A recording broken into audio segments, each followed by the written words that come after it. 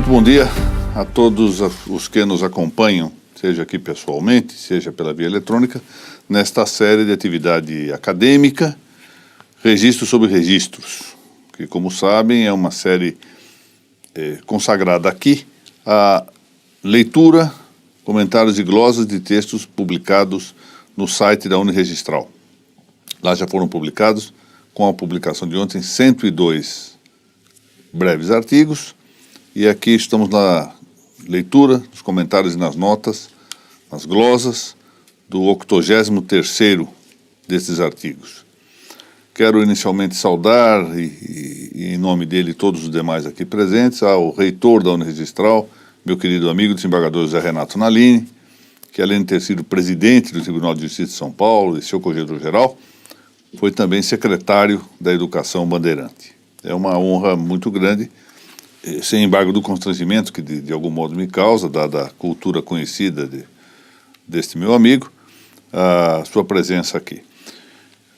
Quero saudar também o presidente da Arisp, Dr. Francisco Raimundo, Arisp e Uniregistral, que patrocinam estas nossas reuniões. Ao final da exposição, vamos sortear, como já fazemos habitualmente, 4 exemplares de livros. Para os que estão inscritos na base de dados da EAD, Educação à Distância, inscrição gratuita, esses 2 trabalhos, primeiras impressões sobre a Lei 13.465 de 2017, obra dos magistrados desembargador Vicente de Abrão Adei, Alberto Gentil de Almeida Pedroso e Ralfo Valdo de Barros Monteiro Filho. E a importância de administrar cartórios com indicadores da doutora Thalita Caldas, que recentemente gravou um programa aqui para a Uniregistral Arisp. E aqueles que compartilharem a nossa exposição no curso dela publicamente, faremos sorteio de 2 livros.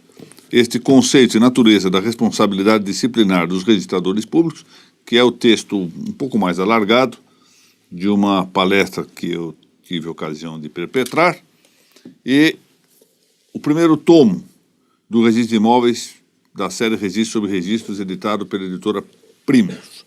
Como sabem, o segundo tomo já está fisicamente editado e será objeto de lançamento ainda no curso deste mês de maio. Bom, nós vamos voltar aqui ao tema da rogação da instância e os princípios. Às vezes, essa é uma explicação que eu tenho reiteradamente procurado indicar, às vezes esta leitura um pouco mais aprofundada dos princípios pode causar um pouco de dúvida sobre o seu caráter prático-prático. Será que vale a pena nós nos dedicarmos a essas teorizações quando na prática as coisas ocorrem de maneira muito mais simples? Essa é uma pergunta que provavelmente o sapateiro se fará, o antigo sapateiro quando consertava. Por que é preciso teorizar sobre couro se eu sei fazer aqui a minha função? Ou a dona de casa que sabe fazer um belíssimo pastel de camarão, indagar para que há necessidade de teorizar sobre camarão, sobre massa, sobre fogo, etc. Bom, o que acontece é que o que estamos tentando fazer aqui é ciência, e não indicações de caráter prático. Ou seja, isso aqui não é um manual de instrução. E a grande vantagem da ciência é que ela vai em busca das causas próximas. E ao atingir essas causas, que na verdade são princípios da ciência, nós temos ali toda a ciência resumida. O que acontece é que a ciência está virtualmente nos princípios. De maneira que quando nós desenvolvemos os princípios, nós desenvolvemos toda a ciência. E se muitas vezes não damos resposta para fatos que estão ocorrendo no dia a dia, nós estamos nos preparando para adiante, quando esses fatos ou quando esses problemas ocorrerem, nós já temos ali um caminho de solução.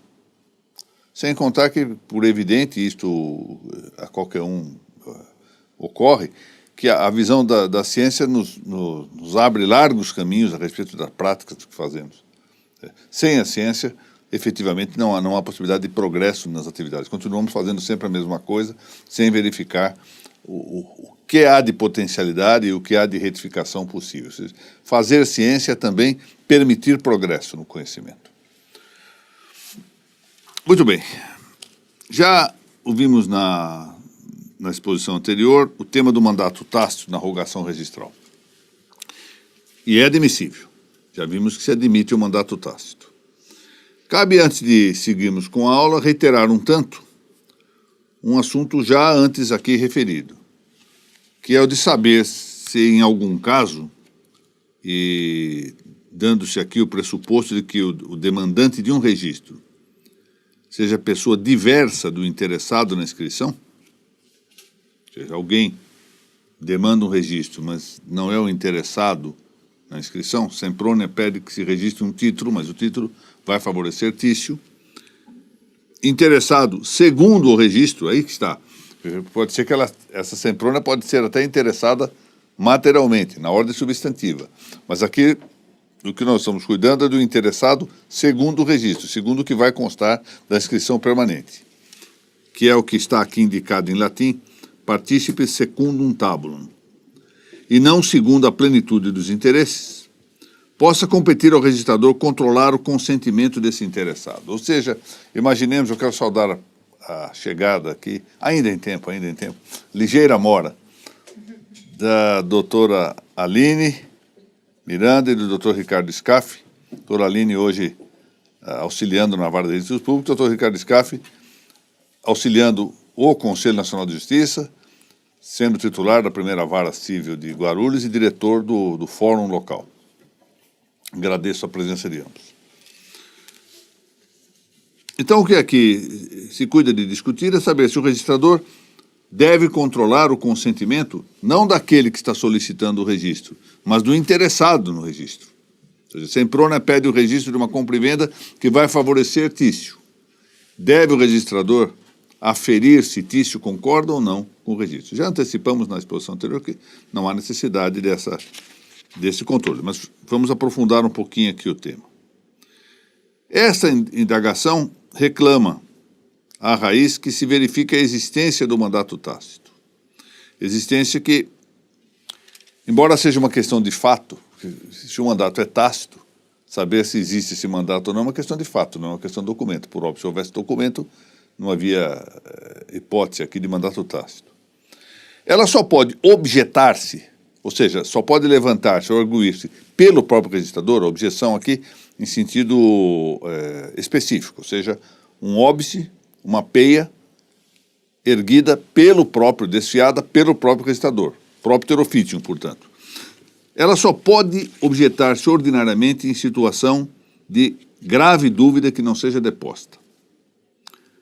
Não mais que nesses estritos limites, porque, já o observamos antes, afastada que seja em dada situação a existência de mandato tácito, o pleito registral ainda pode admitir-se, desde que seja exercitado por terceiro interessado. De quem, agora sim, deverá o registrador solicitar esclarecimentos e prova bastante do interesse, ou seja, a hipótese em que não há mandato tácito. O que há é um interesse do solicitante que se registre determinado título. Designadamente, portanto, volto a dizer, na hipótese de solicitar as inscrições que constem especialmente alguma sorte de cisão do título, que é o caso mais frequente. Por exemplo, Semprônia é credora em um título de primeira hipoteca. E essa hipoteca, no nosso exemplo aqui, tem o valor de R$1 milhão, e ela é credora. Tício aparece no registro e, com a condição de terceiro interessado, ele solicita o registro desse título com o valor parcial de R$100 mil. Ou seja, ele abre mão de R$900 mil. Olha, registre como primeira hipoteca só R$100 mil de garantia. Claro que pode. Se há R$1 milhão, dentro dele é uma parte, eu posso pedir o registro parcial. Mas então há necessidade aí de verificar se há prova de consentimento da credora hipotecária. Na verdade, até então, potencial credora hipotecária, porque o nosso suposto aqui é que a hipoteca ainda não esteja registrada. Mas é preciso aqui verificar o consentimento para que ela não seja prejudicada. Bom, fora dessa hipótese, prevalece a ideia de que o mandato tácito não pode ser controlado pelo registrador. Passemos a tratar... Aqui se liga, não pode ser controlado pelo registrador. Nada impede que a matéria seja objeto de controle na via jurisdicional. Agora nós temos aqui uma abundância de Nalines nas salas. Quero saudar a presença do Renato Naline Filho, que é um grande... Antigamente a designação era oficial maior, grande substituto em um cartório de registro aqui na capital. E é alguém vocacionado, é interessante, vocacionado não só para o exercício profissional, mas também do ponto de vista de ciência. Falávamos há pouco disso, o Conde e eu, a respeito dessas vocações científicas, né? Passemos agora a tratar do pacto de não inscrição. Ou seja, é possível que nós estipulemos em um negócio jurídico a obrigação acessória de não fazer, que consista na renúncia à inscrição predial, um obligatio non facendi. O que acontece? Vamos dizer, a doutora Aline e o doutor Mauro fazem um contrato, compra e venda de um imóvel, e no contrato estipulam uma renúncia da inscrição. E a discussão é saber se isso pode ou não pode ser feito no direito brasileiro. Isso depende muito do direito posto, mas vamos ver como está aqui no direito brasileiro. Já começo a dizer de saída que não me parece possa admitir-se essa renúncia pactuada à registração. Porque esse é o ponto fundamental. E talvez, se nós desenvolvermos esse ponto à luz da lei natural, do direito natural, vamos chegar à ideia de que sequer se poderia prever, em legislações positivas, a possibilidade desse pacto de não inscrever. Mas vamos avançar. Por quê? Porque o registro tem uma função social. Se tem perdido muito de vista. Eu, em uma exposição anterior aqui, eu disse que quando for tratar do Fólio Real, eu vou despender um pouco do tempo dos senhores com uma referência à circunstância de que o Fólio Real, na verdade, é um substituinte da consciência de territorialidade que havia nos povos antigos. O Fólio Real passa a exercer a função que antes se dava com a muralha das cidadelas. É interessante esta consideração. Isso não é coisa minha, iniciativa minha, não. Se formos ver aí o Lewis Mumford ou esse magnífico livro do Patrício Handler sobre teoria da cidade, isso está, de algum modo, insinuado. Esse pessoal não trata do registro, mas trata de tal modo do tema da territorialidade que nos permite concluir que o registro é uma função substituinte da antiga muralha. Portanto, há uma função social, de que se tem muita gente negligenciado, ou seja, parece que as pessoas não têm visto ultimamente a função social do registro, a importância disso. Há uma tendência contemporânea, que eu vejo, aliás, mais de uma tendência demasiadamente voltada à prática, ou seja, extremamente... eu diria assim, utilitarista, no certo sentido. De fazer, não se importa muito com o resultado que está fora. Mais ou menos como no judiciário, doutor Renato Naline, nós imaginamos que processo é papel, sem verificar a figura da tragédia humana que sempre se encontra nos processos. A mesma coisa no registro, técnica. Isso é uma visão utilitária, uma visão tecnicista. E, em contrapartida, ultimamente vem se destacando a prevalência de uma certa ideia crematística, parte pecuniária. E tanto que parece-me que essas ideias de fuga privatística, de estabelecer entidades que são substitutivas dos registros, envolve sempre essa ideia de uma certa cessão ao mercado, cessão à ideia financeira, dinerária, etc., sem que as pessoas se deem conta de que o registro é uma função institucional, ele é íncito à cidade. Ele é uma garantia da cidade, por isso que não pode ficar entregue inteiramente à iniciativa privada. Ou seja, se não convém, parece-me não convir que fique na mão do Estado como gestor, ao revés, eu acho que deve permanecer como está no caso brasileiro, em mãos privadas, a gestão privada se revela muito melhor, é uma gestão privada, mas de uma função pública não estatal. Quando se vai perdendo essa ideia de função pública, ou seja, com concessões em favor de entidades privadas, por melhor que essas entidades sejam, não está aqui em discussão este ponto, falo abstratamente, perde-se, na verdade, a ideia da função social, da função pública. E quando se perde esse princípio logo em seguida o que se perde mesmo é toda a ideia da instituição. A instituição é que acaba desaparecendo por perder exatamente essa característica de servir a comunidade. Bom, na medida em que as inscrições demarcam os domínios prediais, isso é fundamental. Por exemplo, aqui, falando dos varões que aqui se encontram, cada um de nós tem a sua gravata e a ninguém de nós ocorre que alguém poderia pular no pescoço do outro e arrancar a gravata. Há uma presunção de domínio mobiliário pela só possessão. Ora, quanto aos imóveis, isso não ocorre. Os imóveis, a principal função social do domínio é demarcar, dividir o que é de um em relação ao outro. Isso já se fez ao largo da história de maneira muito variada. Ora com as antigas pedras Kudurrus, o direito babilônico, ora com os oróides do direito grego, ora com proibições penais que funcionavam magnificamente, como na Guiné, quando se dizia não invada o meu terreno sob pena de uma chuva de granizo, mas funcionava. Então, essa que é a coisa estranha.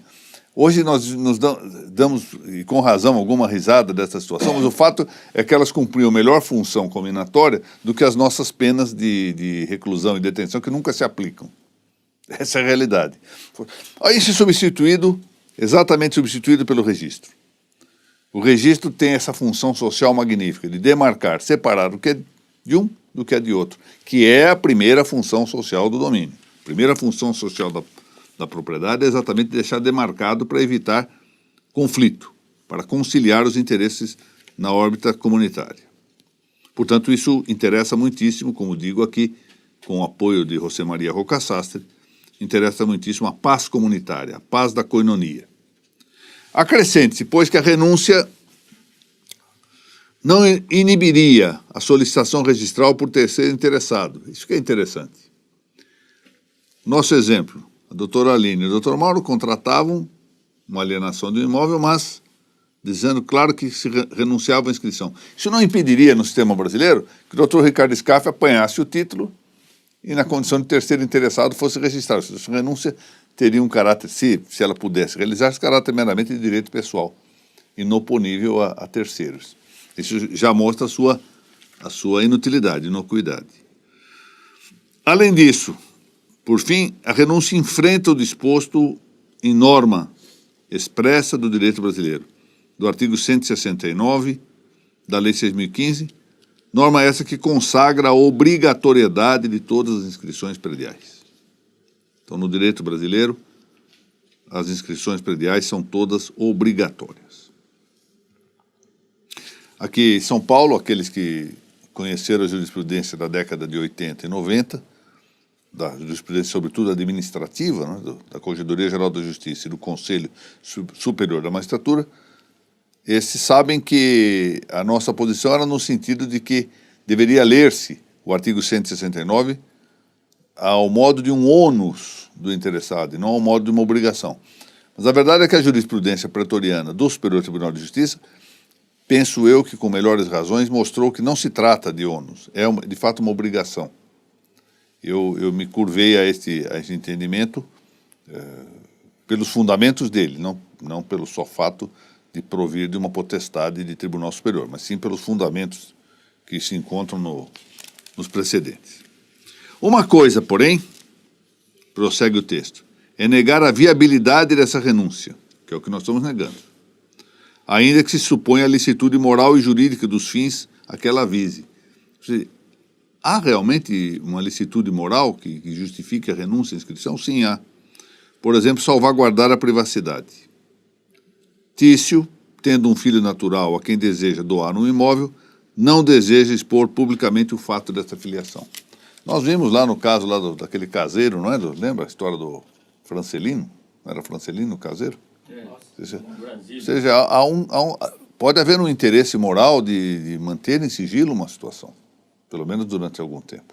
Então eu renuncio ao ato de inscrição, mas deixo lá o título feito, porque não me convém, ou seja, tenho uma vida familiar, não quero destruir essa família, acho que é um inconveniente, mas por outro lado quero cumprir uma obrigação moral de destinar algum bem a uma determinada pessoa. Isso é perfeitamente possível. Outra é muito diversa, outra situação muito diversa, é impedir que, já estando em curso o processo registral, da inscrição não possa desistir o solicitante. Aqui há essa distinção a fazer. Renúncia é uma coisa, desistência do processo em curso é outra, que é o que se chama de rogatio contra rogatione, ou seja, uma rogação contra uma rogação anterior. A desistência de um processo de registro é uma categoria, já o dissemos aqui, diferenciada da renúncia. Porque a renúncia, tem caráter principal substantivo. Ela atinge, em primeiro lugar, a substância, a ordem material, e secundariamente o processo. É definitiva por natureza. A renúncia é definitiva. Ao passo que a desistência, tendo caráter principal adjetivo, ou seja, é primeiro processo, embora tenha reflexo substantivo, não contempla a intenção de perpetuidade. Sem embargo disso, a desistência produz, ao menos, efeitos dilatórios da inscrição.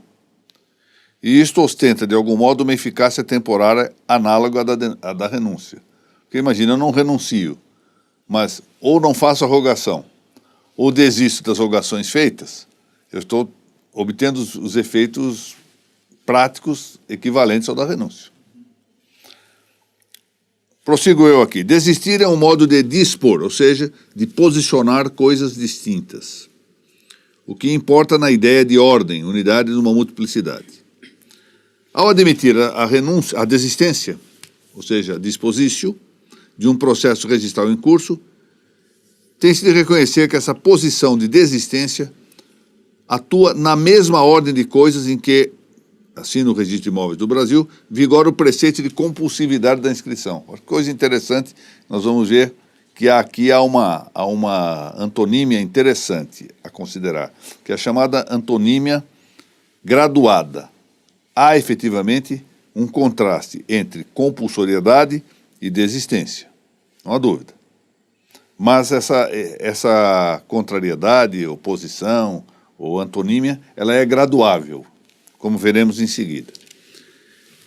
Vale, pois, dizer que o registro, embora seja obrigatório, convive com alguma facultatividade ou disponibilidade. Claro, ele é obrigatório, mas, ao mesmo tempo, como ele depende de rogação, eu posso não realizá-lo. É um compulsório que está sujeito a alguma forma de disposição. Tanto originária, ou seja, a falta de rogação, eu não vou nunca ao registro.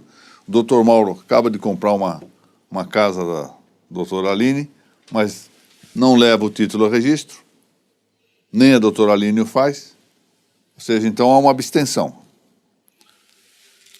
Abstentio rogationis. Quanto a superveniente, ou seja, aquilo que nós já mencionamos acima, rogatio contra rogatione, que é a rogação que se dirige a retirar a prossecução dos efeitos de uma rogação anterior. Ora, a desistência do processo registral, que sempre se formaliza por meio escrito, claro, por que tem que ser assim? Porque isso é uma exceção. O normal é que quem pede queira ver o fim dessa sua postulação atingida. Para desistir é preciso que prove essa desistência. Já não pode ser tácita, não pode ser gestual. Aqui é preciso que haja um documento. Supõe sempre esteja esse processo in itinere, ou seja, ele tem que estar em curso. Uma vez concluída a inscrição, já não é possível desistir dos efeitos consumados da rogação precedente. Só há um termo, portanto, um termo adquem de eficácia da desistência. Qual é? De que a inscrição permanente não tenha sido feita. Se ela já foi feita, eu não posso desistir. A rogação já cumpriu o seu fim. Eu posso requerer, por meio de uma nova rogação, como se dirá, o cancelamento do registro já realizado, mas não posso desistir do registro já consumado. É o que está aqui. Uma vez concluída a inscrição, já não é possível desistir dos efeitos consumados da rogação precedente. Desta maneira, o que se tem é que a desistência é sempre interina. Ela exige a recepção antecedente da rogação e não pode ir além do tempo da pendência do processo de registro. Tem período de vida período de atividade bem determinado. Mas muito bem, vamos tratar aqui do tema da antonímia entre compulsividade ou obrigatoriedade e disponibilidade. Quer a exigência da rogácio registral originária, que é a regra. Nós sabemos que a atuação propter officium do registrador é a exceção. Portanto, quer essa exigência de uma rogação registral primitiva, primigênia, quer a admissão da rogatio contra rogationem, ou seja, a desistência de um registro rogado, reclamam que se considere o problema da convivência com o preceito de compulsoriedade e obrigatoriedade dos registros. Ou seja, como é possível fazer conviver algo que é obrigatório com algo que é dispositivo, com algo que eu posso ou não fazer. É obrigatório ou não é? É compulsivo ou não é? Evidente, isso causa uma estranheza inicial. Porque, de um lado, se preceitua, volto a dizer, a compulsoriedade. E, de outro lado, admite-se a disponibilidade, embora não perpétua, da inscrição. Por que não perpétua? Porque se admitisse a perpétua, nós estaríamos diante da renúncia, que eu já disse é incabível por atentar contra a função social. O que se trata de consertar aí, ou seja, de harmonizar, é a exigência da publicidade imobiliária, exatamente porque apresenta função social de demarcação dos domínios imobiliários, sobre o pano de fundo da autonomia de vontades. Ou, em outros termos, uma conveniência de direito público, isso que está contido na ideia da função social, em um território de direito privado. Porque o que se trata é a organização de direito privado. É legítimo, nessa situação, que a lei estimule o mais possível a inscrição obrigatória, em atenção ao bem comum. Mas não a ponto de estatuir ou combinar uma sanção demasiadamente grave para sua não observância. Ou seja, o que faz o legislador, ou o que deve fazer o legislador, isso deve ser o ideal, não é? É estimular, fomentar que se façam as inscrições. O que nem sempre é realizado, por exemplo, pelo legislador brasileiro, quando ele levanta empecilhos de ordem tributária para o registro. Ele tem meios de cobrar os tributos devidos, mas quando ele cria e outorga ou confere ao registrador a tarefa de ser um segundo fiscal do recolhimento tributário, o que ele faz contrariamente é fomentar o clandestinismo imobiliário. Porque imaginemos o seguinte, o grande auditório social pensa do seguinte modo: vale a pena registrar? Eu vou contar do meu próprio exemplo. Eu levei mais ou menos uns quase 20 anos para averbar a construção da minha casinha. Por quê? Porque eu tinha que pagar a previdência social. Se eu vou esperar que ocorra aí decadência, prescrição, coisa que o valha. Isso é confiar, na verdade, no fio de barba do vendedor. Mas eu preferia a clandestinidade imobiliária. Eu próprio. Porque era melhor. Era melhor do que ter de arcar com valor tributário. Então, deixei lá. Se o INSS me cobrar nesse meio tempo, isso faz muitos anos, né? Se cobrar nesse meio tempo, eu pago. Senão eu vou aguardar. Casa de ferreiro, espeto de pau, não é? Mas por quê? Porque o obstáculo criado pelo Estado para o registro imobiliário fomenta que não se registre. Fomenta a clandestinidade. Você atua contra a própria ideia da função social do domínio e da função social do registro, igualmente. A normativa brasileira não apenas tolera a largueza de tempo para a promoção das inscrições, tanto é que nunca impede o tempo que passar, enquanto o título estiver em condições de registro, pode registrar-se, senão que abandona a ideia de combinar repressão específica para a omissão correspondente. Não há multa, não há nada. Se eu não quiser registrar, eu não registro e pronto. O que há, como veremos, é a possibilidade de uma responsabilização civil. Isso pode ocorrer. Mas não há nenhuma sanção específica para isso, para a falta da inscrição em determinado tempo. Vamos aqui reiterar, nos termos do artigo 217 da Lei 6.015, o que já ficou dito. O registro e a averbação poderão ser provocados por qualquer pessoa. O que justifica, atenção isso, que não se impute mora ex re, de maneira singular, a uma ou alguma delas. Porque, exatamente porque todos podem, não há mora ex re. Eu não posso imputar individualmente. A Aline não praticou o registro. Dr. Mauro não praticou o registro. Os dois estão em mora. Não, todos podem, então a sociedade inteira estaria em mora. Esse é o ponto. Não há mora ex re.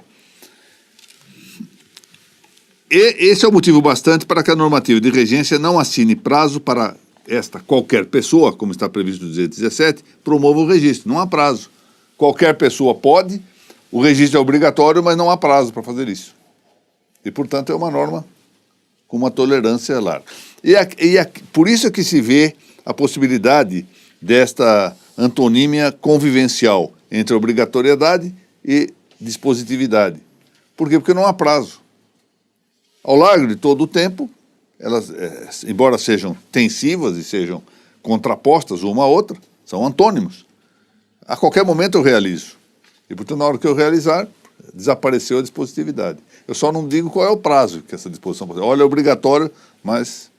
Me lembro que falávamos há pouco aqui do meu saudoso amigo, o Lenildo Tabosa Pessoa, pai do desembargador Fábio Guidi, e eu me lembro que ele contava um episódio engraçado, porque um arcebispo aqui de uma cidade brasileira baixou uma portaria, provimento ou coisa que o valha, no arcebispado, determinando que os padres cortassem os cabelos, que provavelmente estavam muito cabeludos. E aí eu saudei a medida e disse, olha, essa é uma medida interessante. Esse meu amigo disse, você viu a combinação disso aqui? Eu falei, não, sob pena de ficarem com o cabelo comprido. Ou seja, é a chamada abreviatio humanos, faça sob pena de não fazer. No fundo é isso que está aqui. Inscrevam sob pena de não escrever. Se não há sanção. Bom, nas obrigações sem prazo, que é o caso aqui, está criada uma obrigação legal sem prazo. A mora apenas pode reconhecer-se com a atividade do credor que diligencie o adimplemento obrigacional. Isso já era assim no Código Civil de 16, segunda parte de seu artigo 960, este belíssimo Código Civil que nós tínhamos, que era o Cláudio Bevilacqua, e é assim no Código Civil em vigor, em que se diz, não havendo termo, a mora se constitui mediante interpelação judicial ou extrajudicial. Parágrafo único do 397. Dessa maneira, a mora, nas obrigações carentes de prazo certo, como é esta a obrigação de registrar, demanda reclamação do cumprimento imediato feito pelo credor. Aí é a doutrina de Antunes Varelo, grande jurista português. Porque, em tais casos, diz aqui o nosso Agostinho Alvim, a obrigação não se vence pelo decurso do tempo, até porque não há tempo fixado, por mais longo que ele seja. Desta maneira, até regular constituição em mora, não se pode cogitar de ilicitude no comportamento objeto da obrigação. Eu tenho a obrigação, mas não é ilícito que eu não registre, enquanto eu não for interpelado, enquanto eu não for constituído em mora, porque eu não tenho prazo. Uma vez que, abro aspas, citando aqui o também professor português, Galvão Teles, o ato ilícito consiste em o devedor deixar de efetuar oportunamente a prestação. E se não há prazo, continua sendo oportuno que eu a pratique. Correntemente, na prática do registro, as rogações são genéricas, ainda quando se trata de solicitações literais, comumente não se expressa, não se explicita o modo da inscrição, é dizer, se deseja um registro em sentido estrito ou um averbamento. Até porque nós já sabemos, algumas são gestuais, algumas são tácitas, presumidas, etc. Pode pensar-se aí no que se chama de rogatio in albis, rogação em branco, que, curiosamente, tem um antecedente similar com a rodito medieval. O que é essa rodito medieval? Era a traditio carte, ad scribendum, ou seja, a tradição, a entrega, traditio é a entrega, da carta, o documento, para que se escreva, pela qual o pergaminho que se entregava era entregue em branco ao notário, que então fazia isso para suspender o exercício judicial do direito correspondente. Era uma forma, se eu entregasse o pergaminho em branco para o notário, em branco, ele ia escrever o que ele quisesse depois. Eu, com isso, suspendia o exercício de qualquer demanda judicial referente ao objeto daquela pretensão. Isso é uma instituição medieval, do processo medieval. Isso está aqui mencionado por Rafael Nunes Lagos, num livro interessante. Na explanação passada eu mencionei etios e documentos em direito público, era o que estava escrito no texto. Na verdade, etios e documentos em documento público. O título foi citado por engano. Esse livro é magnífico, eu Lamento que não se tenha traduzido ainda para o português, seria muito interessante fazê-lo. Trata-se aí, com efeito, na mera rogação registrária ad inscriptionem, de uma rogação sine modo, ou seja, sem modo. Uma rogácio ordinária que contrasta, embora esta outra entre nós pouco frequente na prática, com uma rogação registrada com intenção modal específica. Posso efetivamente pedir uma inscrição indicando o modo como eu quero que essa inscrição se faça, que é a chamada rogatio modalis, ou rogatio modal, rogação modal. E nesta última, o solicitante pontualiza a sua intenção, seu intento do ato registrário sob modo específico, ou seja, eu quero, de maneira explícita, o averbamento e não o registro de um determinado ato. Então, eu vou lá, tem que averbar a penhora. Não, eu quero que registre a penhora. Ou outra, não quero que registre a hipoteca, eu quero que averbe, por exemplo. Por que isso? Quase sempre é para obter uma economia de gastos. Ou seja, as tabelas de custas podem prever para um ato averbação, um valor, quase sempre assim, menos custoso do que o registro, então eu quero que, durante um período, ainda é discutível no Brasil inteiro se registra ou se averba a penhora, por exemplo. Então essa discussão ainda permeia alguns quadros. Agora, se há uma intenção explícita, esse não é mero problema de linguagem, porque se for assim, os títulos judiciais têm que ser desenvolvidos quase todos, porque quase sempre o juiz gosta de usar a palavra averbação, né? É interessante como é frequente que os títulos judiciais saiam com a referência à averbação em vez de registro. Não, é preciso que seja expressa a indicação de que se queira a prática de um ato sob determinado modo. E, nesse caso, veremos, o registrador não pode fazê-lo de outro modo. Desde que se saiba, com segurança, portanto, que se trate não de um equívoco de linguagem, lapsus linguae, o de pleitear-se, tal no exemplo anterior, sob o nome averbamento, a prática da inscrição que se entenda cabível, mas antes de que se trate de uma firme intenção modal singular do solicitante, deve considerar-se caracterizada a rogatio modalis, de sorte que não se haja de meramente supor aí um lapso terminológico. A qualificação nesse quadro deve remeter-se à intenção do solicitante. É interessante o seguinte, agora por esses dias surgiu uma discussão, e tem outros aspectos a considerar, eu até já indiquei que vou levar o assunto para discutir aqui com o Narciso, e eventualmente com a presença de um registrador também, que seria muito interessante. Temos que trazer qualquer dia o Dr. Nalini também para isso. No Pinga Fogo. Saber se eu posso pedir que se registre um determinado negócio jurídico, não com o nome que se encontra no título, mas sob outra caracterização. Por exemplo, faz-se uma permuta, mas na verdade essa permuta embute uma compra e venda, uma doação, uma compra e venda e uma dação em pagamento, geralmente nos casos de reposição ou torna, isso se vê. Eu posso exigir, por exemplo, que se registre necessariamente como permuta, ou que se registre necessariamente como compra e venda, e nesse caso em que eu solicito, apresentante, solicito que se faça assim, o registrador pode pura e simplesmente desconhecer ou desconsiderar essa minha intenção específica e registrar de outro modo, ou não? Essa é uma discussão que nós vamos ver no Pinga Fogo melhor, mas eu chamo a atenção para o fato de que se houver a intenção específica, modal, de que se registre sob determinada coisa, o que o registrador pode fazer, se não concordar, é recusar. E não pura e simplesmente ignorar a intenção ou rogação modal. Bom, estamos vendo aqui, ao final desta nossa exposição, algo interessante, que há muita, dentro de um princípio que é considerado quase sempre secundário, né? Uma coisa tão simples, chega no balcão, entrega o título, chega no balcão e pede alguma coisa, faz um requerimento, aparentemente não há grandes problemas, mas quando nós começamos a investigar um pouco mais a fundo, descobrimos muitas questões relevantes para enfrentar nesta matéria. Vamos ver se a nossa competente seção administrativa, acolitada pela não menos competente seção técnica, já tem aqui os sorteados dos 4 livros que vamos hoje referir.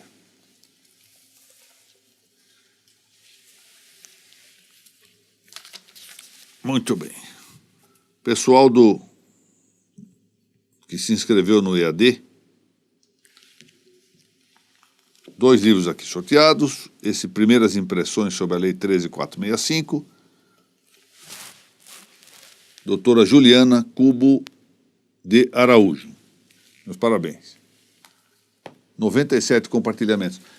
Interessante. Chama atenção para isso. Quer dizer, os compartilhamentos têm variado muito de dia para dia. Hoje eu descobri, graças à generosidade de um dos nossos frequentadores aqui pela via informática, que os cursinhos têm promovido, e às vezes grupos também, nessa época de concurso em São Paulo, encontros de debates exatamente durante a semana, o que é perfeitamente legítimo, no horário concomitante aqui das nossas exposições. É por isso que nós temos variação de compartilhamento, porque é natural que alguns se dediquem às questões mais prático-práticas que podem cair em prova, em concurso que vai ser realizado em pouco tempo, não é? O segundo livro é a doutora Ivana Pinheiro. Recebe esse interessante livro da doutora Thalita Caldas, com quem eu tive a ocasião de estar há pouco tempo, no congresso lá do Colégio Notarial de São Paulo, lá no Guarujá. Uma jurista muito simpática também. E esses 2 livros, Conceito e Natureza da Responsabilidade Disciplinar dos Registradores Públicos, da Cartier Latam, que é uma palestra, vai para o casal Tiago e Michele Martinez. E, finalmente, olha aqui, sorteado o Dr. Hilário Lula. Esse moço que foi seu antecessor lá na Comissão Notarial e Registral da OAB, e tem uma sensatez manifesta nas manifestações. Eu tenho acompanhado as observações que ele faz do ponto de vista político e institucional, e tem uma visão muito interessante sobre o que vem ocorrendo nos registros e nas notas. Eu até tive a ocasião de deixar de lado a minha natural contenção nesses aplausos, para evitar excessos de manifestação, mas não, tive de vencer isto e cumprimentá-lo publicamente pela sensatez com que se manifesta. O doutor Hilário Lula recebe este primeiro tomo da nossa série Registro sobre Registro. Já está editado o segundo tomo, que também pode adquirir-se lá no site da editora Primos, www.iusnaturale.com.br, ius.naturale, né? Iusnaturale mesmo, iusnaturale.com.br, e já estamos aqui elaborando o terceiro tomo. Vamos ver se publica, porque depende muito da venda. Se não vende, fico com isso na minha casa, né? Mas o terceiro tomo vai provavelmente terminar todos os princípios, e a minha ideia é prosseguir para um 4º e 5º tomo já agora, se a Uniregistral, o reitor está aqui presente, aproveitando para pedir essa autorização, se a Uniregistral continuar prestigiando essas nossas reuniões, será sobre os títulos registráveis. Então, qual é a minha ideia? Examinar cada um dos títulos, compra e venda, dação e pagamento, e especialmente pelo ângulo da sua inscritibilidade, seus supostos, suas indicações, o que se chama hoje de checklist dos registros, que é um trabalho interessante, que os registradores sabem muito bem. Nós temos uma pessoa que é especializada nisso, sabe disso, né? A Thaís Mortielli Castelo Branco, que é especialista em fazer checklist em matéria de... É uma estudiosa lá do Ceará, nossa, muito amiga. Muito bem, agradeço mais uma vez a presença do reitor da Uniregistral, Dr. José Renato Nolini, meu estimado amigo. Eu me permito hoje acrescentar um aditivo, meu hiperbólico, estimado amigo, porque desgastou-se em generosidade excessiva ao saudar-me no lançamento do livro Crime e Castigo, Reflexões Politicamente Incorretas, na última quarta-feira na Apamages.